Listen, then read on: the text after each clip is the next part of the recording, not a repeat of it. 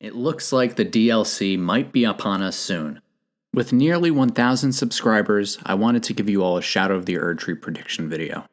With the leaks and rumors that we might get information, whether it's a trailer, release date, or surprise release in February, I wanted to get out ahead of all that and have my thoughts out on the internet before it's too late. I'm still working on multiple theory and lore videos for you all, with the next video being the cut chapter that covers the Sage's Cave and the Deathbirds from the previous Eclipse video, as well as the Q&A video that will cover the entire Carian royal family, from Rennala and Radagon to their 3 demigod children and Blythe. Before we can get to the DLC prediction, we have to do a brief recap of the story of Elden Ring. You boot up the game, you create your character, you pick a class, background, gift, you make them real pretty, and then you watch the opening cutscene. You watch a slideshow of all the major demigods, you get a brief on how the world is all screwed up, and a sneak peek of some of the important Tarnished you're going to meet.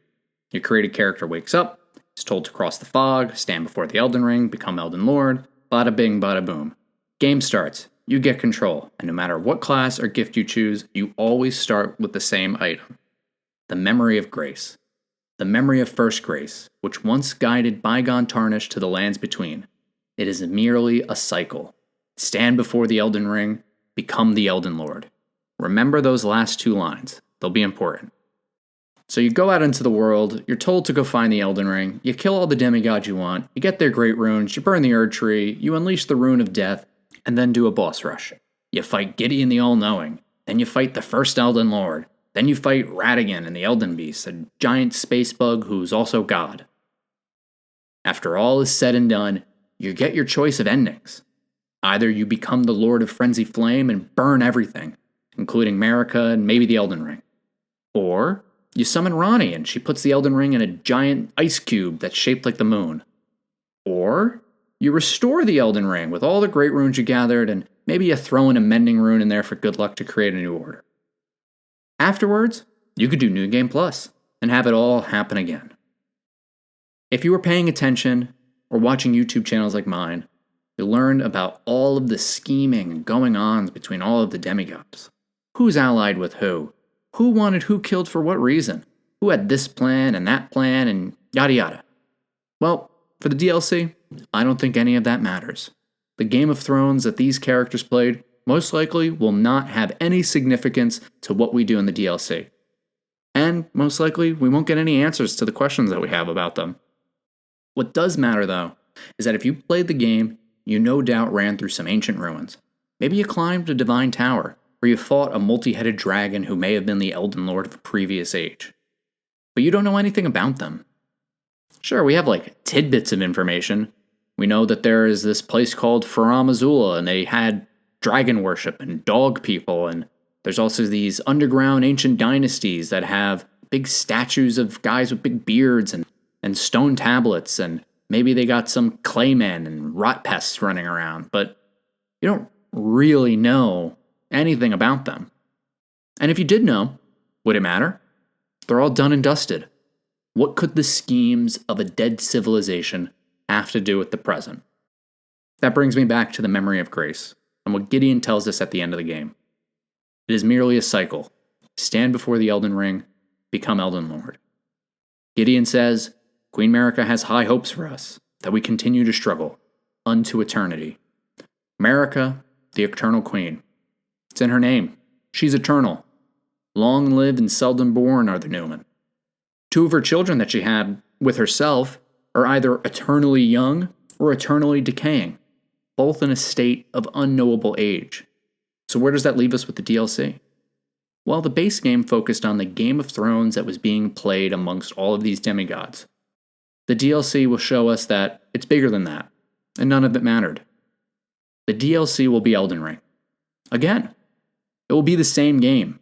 Again. I can hear you saying, of course it's going to be Elden Ring. It's in the title. It's Elden Ring Shadow of the Erdtree. Sure, there'll be new areas and new monsters, new items and new boss fights, new great runes, new powers. But it's just going to be Elden Ring again. And that will be the point. The point is that it's all merely a cycle. Stand before the Elden Ring, become Elden Lord. So I predict that in Mohg's boss room, somehow through Miquella, Our character will be transported back in time. We'll go behind the cocoon, and this broken bridge will now be fixed. Maybe instead of being deep underground, there'll be a wide open sky and a whole field for you to travel through. There'll be dungeons and new castles and an Erdtree maybe. But it'll just be Elden Ring again.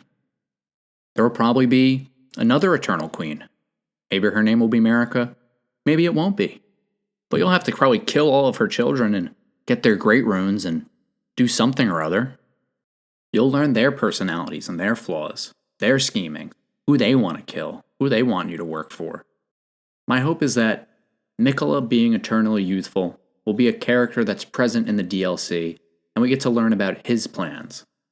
But my hopes for Miquella as a character is that his plans aren't as small-minded as his siblings from the past or in the future.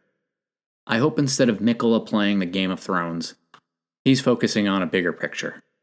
The breaking of the cycle. The ending of all of this violence. The building up and the breaking down. The rise of a civilization to its fall. Brothers and sisters fighting and killing each other. Countries going to war. All for the ultimate power of controlling the Elden Ring. I hope that Miquella realizes that it's not a Game of Thrones. It's a Song of Ice and Fire. And to end this video, I'd like to leave you with the Robert Frost poem, Fire and Ice.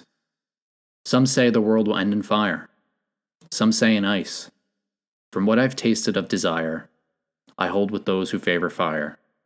But if I had to perish twice, I think I know enough of hate to say that of destruction ice is also great and would suffice. Thank you to the nearly 1,000 of you who have subscribed to my channel, and thank you to the over 20,000 of you who've watched my previous video. Many of you have left very nice, kind-hearted, and respectful comments, and it really means the world to me to see that type of kindness shown just for a simple YouTube video I made. I hope my future videos are able to entertain you just as much. Until then, see you in the next one.